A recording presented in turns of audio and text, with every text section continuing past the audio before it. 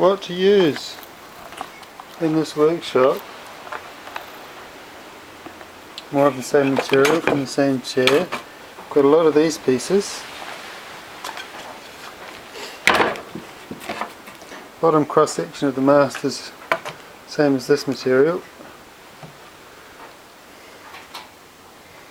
Now I'm planning to make it easier to put it in and out, to cut in a bit of an angle so it's kind of a funnel. The mast will get funneled into the step. At the bottom it will be square, but it will get funneled in there. It's to be stayless.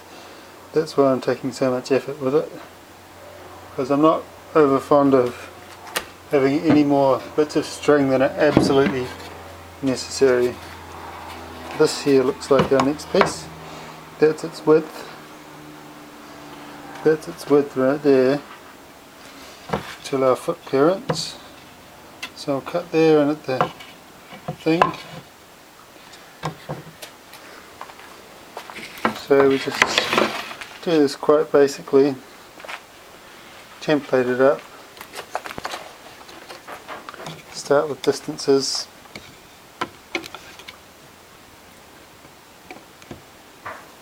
so I can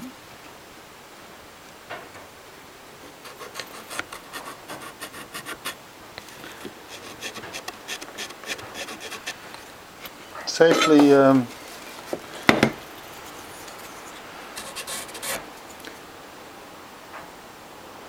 ignore